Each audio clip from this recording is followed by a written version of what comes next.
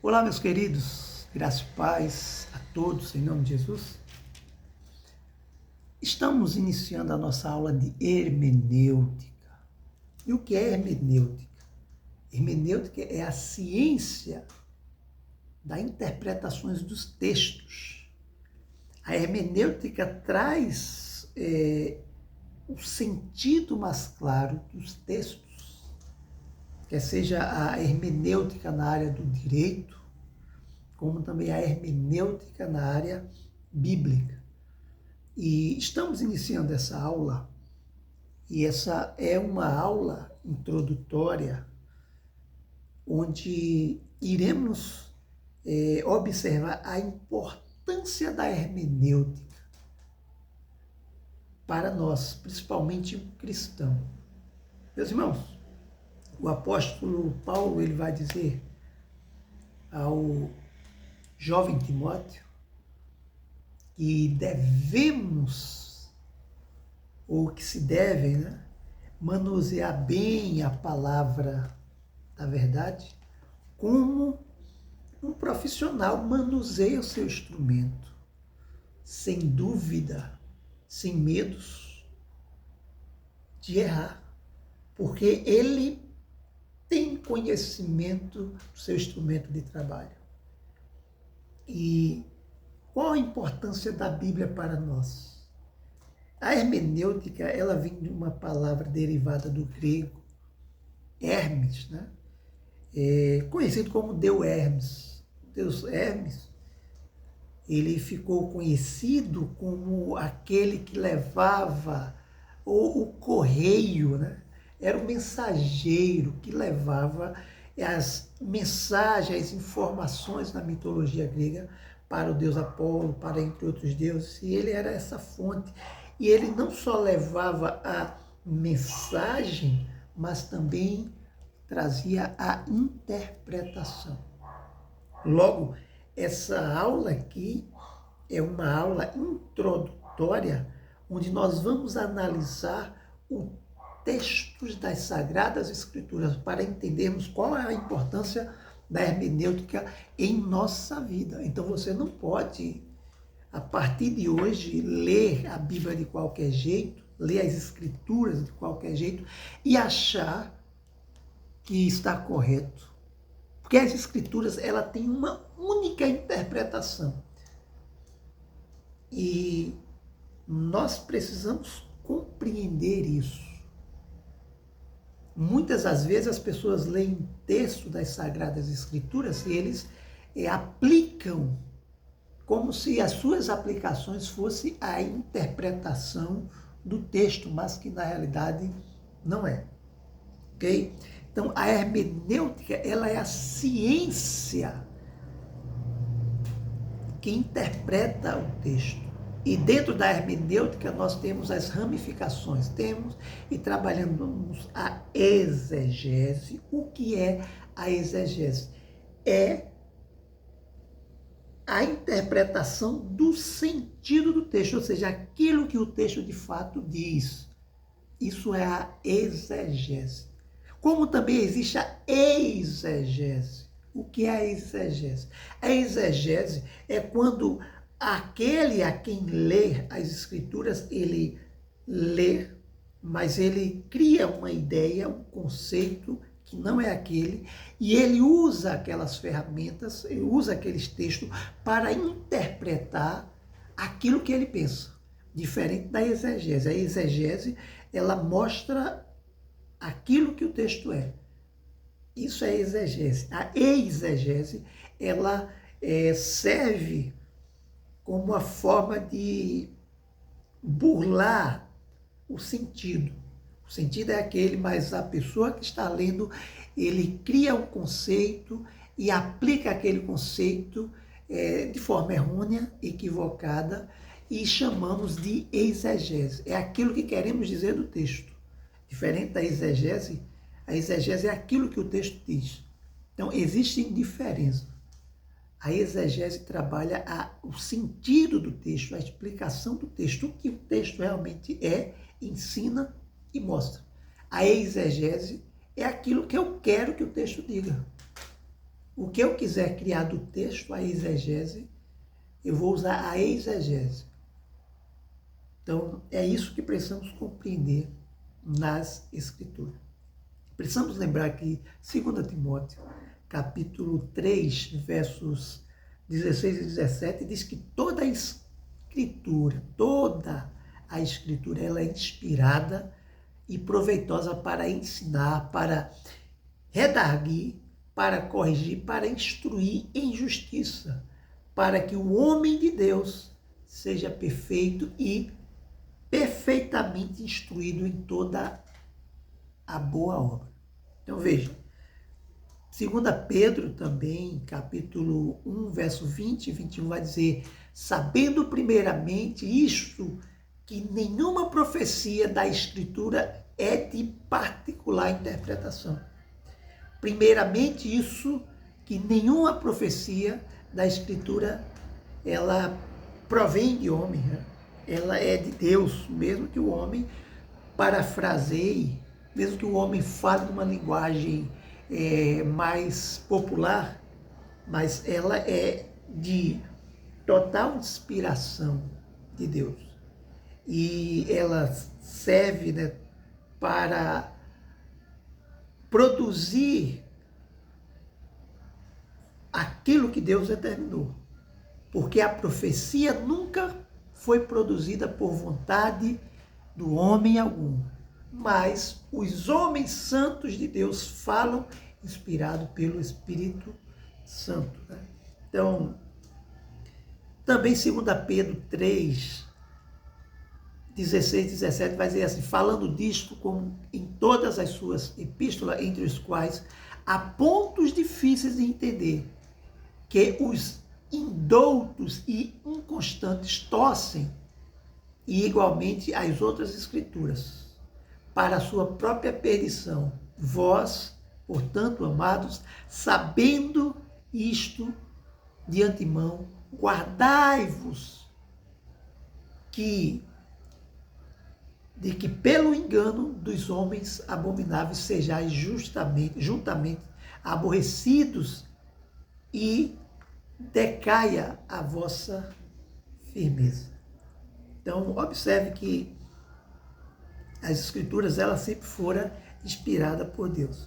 E qual a importância, meus amados, da Escritura, do conhecimento das Escrituras para nós? É muito importante, né? Como já falei, a hermenêutica, ela originalmente, ela é uma disciplina filosófica, né? Isso é uma técnica de leitura que nos orienta à compreensão das obras da antiguidade ou a antiguidade clássica. Homero vai tratar isso em seus textos religiosos, né? A Bíblia também vai tratar isso de forma clara. Hermes, ele vai trazer esse conceito, né? Hermes, hermenêutica, Deus, Hermes. Então a hermenêutica, ela vai trazer essa ideia, a interpretação do texto, né? Um teólogo protestante chamado de Schleiermacher, né? O Frederick Schleiermacher, no período de 1768 a 1834, ele começa a trabalhar tratar o uso da hermenêutica, né? Isso nós iremos ver na nossa primeira aula. Lembrando que essa aula aqui é uma aula introdutória, tá? Para entendermos o sentido da hermenêutica para nós, para a nossa vida. Então, pegue a sua Bíblia, pegue as Escrituras Sagradas no livro de Lucas, capítulo 10, do verso 25 por diante. E nós vamos ver qual a importância da hermenêutica para nós. Estamos fazendo aqui uma aula prática, certo? Então, pare, pegue papéis, lápis, canetas, ou alguma coisa para você fazer anotações. Alunos, ou melhor, alunos assistem a aula, vai à aula. Estudante estuda a aula. O estudante, ele, quando ouve, ele anota aquilo que é de importância para o seu conhecimento. Então, essa aula de hermenêutica vai te trazer despertamento para a sua vida. Aqui é uma aula introdutória para o nosso crescimento. Então, vejam aí qual a importância da hermenêutica para a vida de todo cristão. Confira no texto sagrado das Sagradas Escrituras. Lucas, Evangelho de São Lucas, capítulo 10, verso 25 por diante, diz assim: E eis que um certo homem, intérprete da lei, levantou-se com o intuito de pôr Jesus à prova e disse-lhe: Mestre, que farei para herdar a vida eterna? Então Jesus lhe perguntou: O que está escrito na lei? Como interpretas? E isso ele respondeu: Amarás o Senhor teu Deus de todo o teu entendimento, de todo o teu coração, de toda a tua alma, de todas as tuas forças. E amarás o teu próximo como a ti mesmo. Veja a importância. Veja o que Jesus diz para ele. O que está escrito na lei, como a interpreta. Então vamos olhar agora, meus amados, para o sentido que esse texto vai trazer para nós. Primeiro, quem era o doutor da lei ou intérprete da lei? O intérprete da lei era um rabino, era um mestre. Ele fez uma escola rabínica, alguém que tinha um conhecimento das Sagradas Escrituras. E ele não vai a Jesus com o intuito de aprender. Ele vai a Jesus com o intuito de prová-lo. Por quê? Jesus era um rabi. O que era um rabi? Jesus era um mestre, mas não um mestre que fez uma escola rabínica. Jesus era um mestre popular. E a sua popularidade, as pessoas, os seus ensinamentos, os seus conhecimentos e os seus ensinos com propriedade faz com que multidões agora o chamem de mestre. Isso incomoda e incomodou os doutores da lei naquela época. Como esse homem tão simples chama multidões. As pessoas vão atrás dele para ouvi-lo e não nos procuram. E ele vai até Jesus com um debate. E é interessante que eles utilizavam métodos naquela época, os gregos sempre usaram um método chamado diadibre e dialógica. O que eram esses métodos e como eles funcionavam? O diadibre, era diálogos. Esse método era um diálogo, diadibre e dialógica. Era diálogos inteligentes, diálogos com perguntas. E vencia o diálogo quem respondesse, ou melhor, corrigindo, quem fizesse uma pergunta que deixasse aquele outro sem argumento de uma outra pergunta, sem resposta. Então, quem não tivesse mais resposta, perdia o diálogo. E observe que funciona bem aqui. Veja aí, o doutor da lei, ele vai até Jesus e diz: Mestre, que farei eu para herdar a vida eterna? A primeira pergunta dele. Qual é a resposta de Jesus? Nenhuma. Isso nos traz alguma reflexão, meus queridos. Cuidado com o tipo de resposta que você dá de forma precipitada, sem ter conhecimento. Às vezes alguém te faz uma pergunta, não é querendo saber a resposta. É simplesmente querendo ver o seu erro. Simplesmente. Cuidado, a sabedoria, ela é dada, não para todos, mas para quem busca. Quem busca, recebe. Tiago diz isso. Tem falta de sabedoria? Busque. Peça ao Senhor, porque Ele dá. Então, preste atenção nisso. Alguns pontos é importante para a nossa vida. Então, a primeira pergunta quem faz aqui é o doutor da lei. E ele diz assim, Um certo homem, intérprete da lei, com o intuito de colocar Jesus à prova, ele diz: mestre. Mestre aqui não é ele reconhecendo que Jesus é um mestre. Aqui ele está querendo ironizar Jesus. Ele chama Jesus de mestre, mas a sua pergunta é para tirar a credibilidade de Jesus como mestre. E é por isso que ele diz: que devo eu fazer para herdar a vida eterna? Ele entendia, ele conhecia as leis, ele ensinava as leis, interpretava a lei. E qual é a resposta de Jesus? Nenhuma. Jesus faz uma outra pergunta. E Jesus faz duas perguntas. E qual é a primeira pergunta que Jesus faz? O que está escrito na lei? O que a lei está mostrando? O que a lei está dizendo? E a outra, como você a interpreta? Uma outra reflexão, meus irmãos. Como você lê as Escrituras te dará o retorno de como você interpreta as Escrituras. Tem gente que lê as Escrituras de qualquer forma, sem fazer uma observação no sentido do texto, a época, o que dizia, para quem se falava. Tem pessoas que lêem as Escrituras sem observar todo o contexto. E isso faz com que muitos de nós erremos ao interpretar as Escrituras. Por quê? Porque nós queremos só interpretar aquilo que nós estamos só lendo ali, uma frase ou uma ideia, sem observar todo o contexto do que aquela ideia resultou, ou de onde aquela ideia veio. Então, o que Jesus está dizendo? O que está, ou como está escrito na lei? O que a lei está dizendo? É dessa forma? Jesus está fazendo uma pergunta aqui, na pergunta do doutor da lei. Que devo eu fazer para herdar a vida eterna?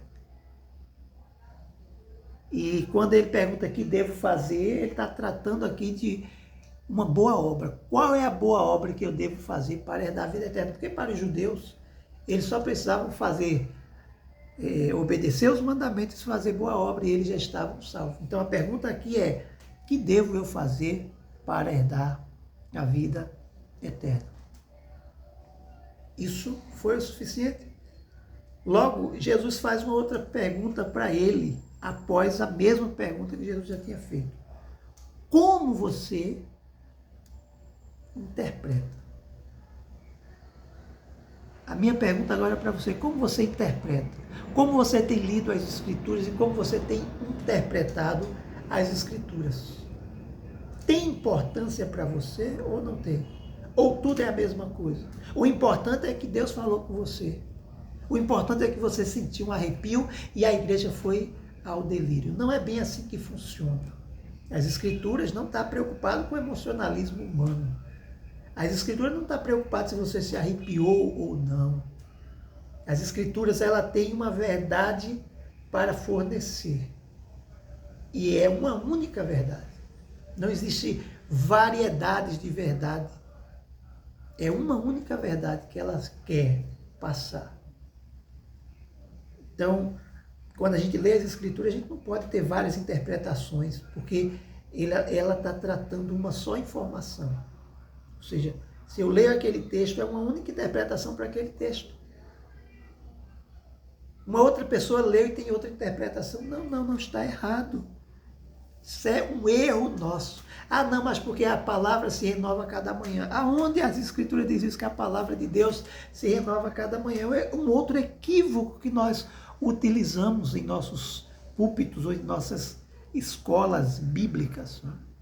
Ou até mesmo nos nossos grupos de ensino. Não, porque as Escrituras se renovam a cada manhã. Não. Ou se renova a cada vez que lê. Não existe isso. As Escrituras, ela não se renova, é a mesma. O que se renova, as Escrituras vai dizer em Jeremias, é a misericórdia do Senhor, que se renova em nossa vida. A cada manhã, ela se renova. Não é a palavra, são as misericórdias do Senhor, que é a causa de não sermos consumidos e ela se renova a cada manhã. Não as escrituras. Ah, mas eu li, eu entendi isso. Não, eu li depois o mesmo texto e entendi aquilo. Não, não, não. Então você está lendo de forma errada. Aplicação você pode fazer de várias formas para a sua vida. Aplicação é diferente de interpretação, do que o texto em si diz, do que o texto ensina. Eu posso pegar de um texto e extrair vários ensinos, mas ele traz um único ensino. A extração é minha, eu posso colocar a aplicação daquele texto de várias formas em minha vida. A aplicação, não a interpretação. A interpretação, ela é única, ok? Para entendermos. É por isso que Jesus está dizendo para como está escrito na lei, como você interpreta. Aí o doutor da lei, ouvindo isso, né, ele não tinha mais argumento para Jesus. Aí veja a resposta dele, no verso 27. Amarás o Senhor teu Deus de todo o teu coração, de toda a tua alma, de todo o teu entendimento, ou melhor, toda a tua força, todo o teu entendimento. Lembre-se que o que ele está tratando tem tudo a ver com a psique.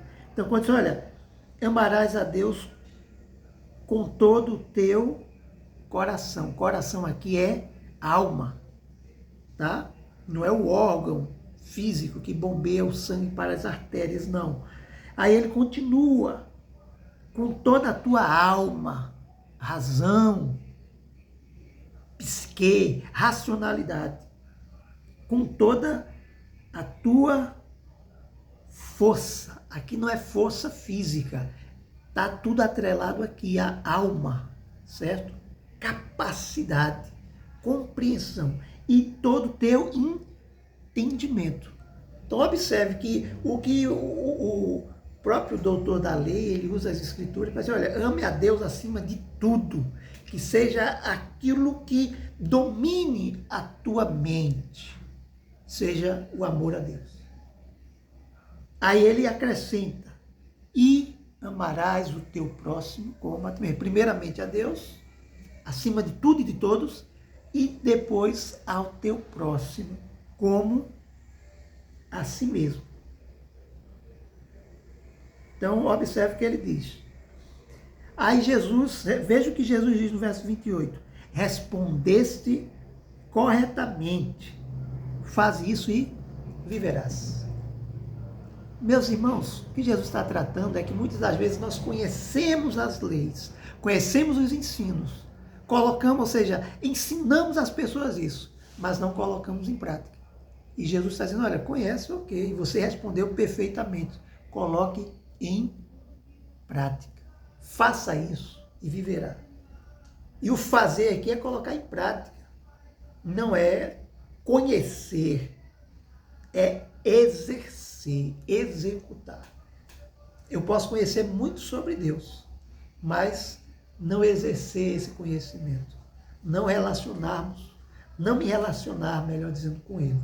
Então veja a diferença. Então,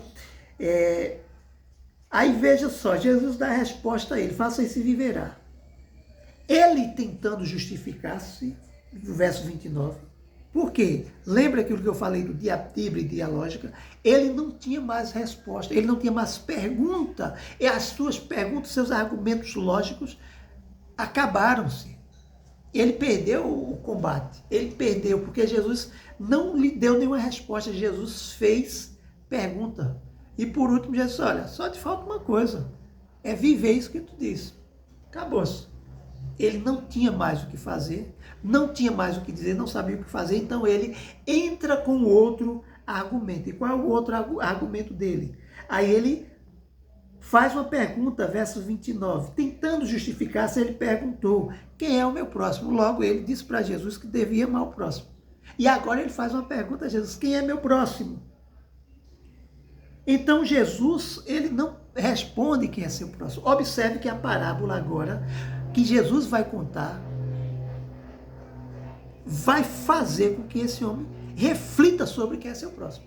E Jesus conta-lhe uma história. Verso 30 diz assim, prosseguiu Jesus dizendo, certo homem descia de Jerusalém para Jericó e veio a cair em mãos de salteadores, os quais, depois de tudo isso que lhe roubaram, lhe causaram bastante ferimentos, retirando-lhes, deixando-os semi-mortos, ou seja, quase morto. Era a linguagem mais comum. O nosso termo a gente usa hoje, né? Desmaiado ou desfalecido. Né? Deixou desmaiado o sujeito, quase morto. Casualmente descia um sacerdote. Quem era um sacerdote? Um homem de Deus, que representava a Deus, que tinha uma aliança, um compromisso de fidelidade com o Senhor. De amar a Deus acima de tudo e amar o próximo como a si mesmo. Era princípio do Deus, do soberano, do eterno para com o povo, para com o seu povo. Então lá já vem aquele sacerdote e ele, olhando aquele homem, passa ali de lado e vai embora. Semelhante descia um levita que descia por aquele lugar. Vendo, passou de largo. Olhou de lado, foi embora. O levita era um tipo de sacerdote também, que ele tinha funções diferentes de um sacerdote. Ele era um sacerdote que prestava não só louvor, como também ele organizava a estrutura do templo. E na época de Jesus já era sinagoga, porque os templos já não existiam mais. Né? Então, a gente observa aqui que quando Jesus fala do próximo, Jesus não cita o próximo em momento algum. Mas quando o doutor da lei, ele pergunta para Jesus quem é seu próximo, Jesus conta uma história, e a história do samaritano. Não é o bom samaritano, como nós queremos dizer, como na maioria das nossas Bíblias vem em negrito o bom samaritano. Isso é uma adaptação de um texto para trazer uma intenção clara de uma ação de bondade e benevolência para alguém que estava quase morto ou desmaiado, sem compromisso ou obrigatoriedade alguma. Alguém prestou-lhe um favor. Então, observe que o texto vai dizer. Então, semelhantemente, verso 13, passou um levita, descia um levita, e viu aquele homem, passou também de lado, foi embora. Verso 33, certo samaritano, que descia do seu caminho, passou-lhe perto, e vendo, compadeceu-se dele. Compadecer-se é encher-se de compaixão, é ter compaixão por alguém que nem conhece, é viver a dor do outro, compadecer-se. E ele se compadeceu. Enquanto Jesus está trazendo uma reflexão para nos dar uma lição. Lembre-se que judeus não se davam bem com os samaritanos. Os samaritanos eram judeus, mas não era um judeu puro, era um judeu misto. Porque quando eles saíram, né, do período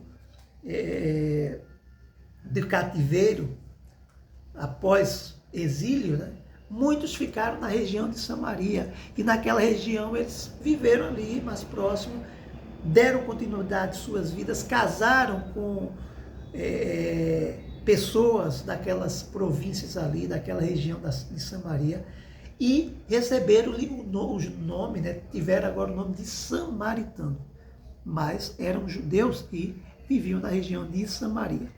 Logo, os judeus, por conflitos, né, porque Samaria, na época, perseguia também muitos dos judeus, e agora aqueles que vivem ali, tornou-se como um traidor da pátria. E vivendo ali, como se eles tivessem negado a sua origem, né? Para os judeus ortodoxos que voltaram-se para Sião, para a sua terra e para Jerusalém. E agora eles reconstroem sua cidade, seus muros, eles vivem suas cidades e permanecem se sentindo judeus, os melhores judeus. Assim como muitos de nós cristãos, né? Existem certos grupos de cristãos que ele, por suas tradições eclesiásticas não bíblicas, eles se acham super crentes pelas roupas que vestem ou pelos dogmas de suas igrejas, e eles desprezam outros cristãos que não se vestem como eles. E em conhecimento das Escrituras são zero. Mas eles se sentem os santos. Por quê? Porque suas tradições e seus costumes lhes cegaram o entendimento. Então Jesus está trazendo ensinos aqui para a aplicação daquele homem, como também para a aplicação da nossa vida. Então observe que o texto ele vai tratar. Então aquele samaritano, ele compungindo-se de compaixão, pega aquele sujeito, coloca-se sobre o animal a qual ele vinha, que ele estava indo a trabalho, estava fazendo um percurso, ele interrompe o seu percurso. O samaritano não tinha compromisso com judeu algum, até pelo fato dele ser rejeitado. E Jesus traz essa parábola para nos trazer um ensino a respeito. Porque o intérprete, ou seja, o sacerdote era judeu e o levita era judeu. Então aquele homem que estava ali, os dois homens mais rápidos eram homens cheios de conhecimento de Deus, homens que diziam que amavam a Deus acima de todas as coisas. Mas quem acolhe aquele homem moribundo, quase morto, é justamente um samaritano, odiado pelos judeus. E ele tira ali um unguento seu, coloca-se sobre as feridas daquele homem para cicatrizá-lo rápido, não infeccioná-lo, limpa-lhe suas feridas, organiza o que tem que organizar, coloca aquele homem sobre o seu jumento, seu animal, melhor dizendo, né? E leva até uma estalagem mais próxima. Pede para aquele senhor proprietário cuidar daquele homem até sua melhora, paga-lhes diárias para recuperação e ainda diz, olha, se passar desses dias, na volta eu te pagarei. Olha a qualidade desse homem. Generosidade, bondade e compaixão. E Jesus agora, aí Jesus faz a pergunta e não dá a resposta. Lembra que o doutor da lei pergunta, quem é o meu próximo? E Jesus, ele veja o verso 36, diz assim, qual destes três te parece ter sido o próximo do homem que caiu nas mãos dos salteadores? Qual desses três? Então Jesus, agora que Jesus faz uma pergunta, Jesus conta uma parábola, conta uma história, trazendo-lhe uma reflexão de quem tem um compromisso com Deus, não de quem diz que guarda os princípios da lei. Aí Jesus pergunta desses três, quem agiu com o quê? Veja o verso 36. Qual desses três parece ter sido o próximo do homem que caiu nas mãos dos salteadores? Qual foi a resposta do sujeito, do doutor da lei? Verso 37, finalizando, respondeu-lhe o intérprete da lei, o que usou de misericórdia para com ele. Então disse-lhe Jesus, vai e procede de igual modo. Observe que em todo o diálogo, Jesus não deu resposta em nada. Todo o diálogo, todo o discurso, Jesus não deu uma resposta. Mas Jesus disse como ele deveria fazer. Ele perguntou, a lei diz que eu devo amar a Deus acima de tudo e dizer o próximo como a mim mesmo. Jesus dizendo, faça isso e você viverá. Pratique, ame seu próximo. E agora, ele pergunta, quem desses três agiu com misericórdia? Quem desses três parece ser o próximo? Quem é o teu próximo? E aquele homem, a resposta daquele homem deveria ser o samaritano, ou o termo que possivelmente Jesus esperava da resposta, o bom samaritano, o homem que agiu com bondade. Mas até então, esse homem, por não ver os samaritanos como pessoas boas, ele simplesmente dá uma resposta com sentido, mas vazia. E ele diz para Jesus, aquele, ou então, o que usou de misericórdia para com ele. Então Jesus lhe disse, vai e proceda de igual modo. Meus queridos, veja como é importante. As Escrituras, ela também deve ser acompanhada com práticas e condutas de nossa vida.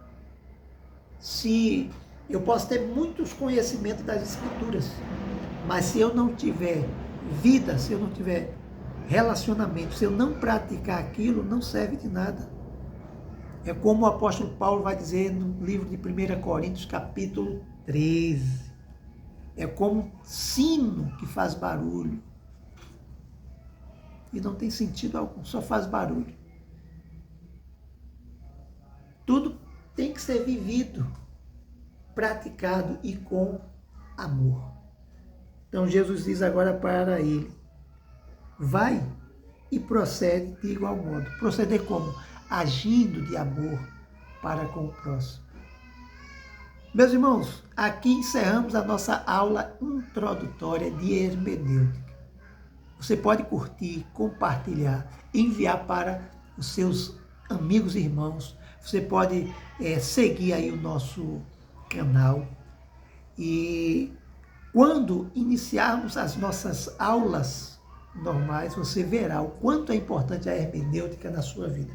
Se você tem também alguma curiosidade de algum outro conhecimento nas áreas bíblicas, você deixa aí a sua pergunta, você deixa no nosso seu comentário aí o que você queria ouvir, o que você queria aprender, tirar suas dúvidas, e nós fazemos um tutorial para aprendermos e refletirmos sobre a palavra de Deus. Que Deus te abençoe e te dê um dia abençoado em nome de Jesus.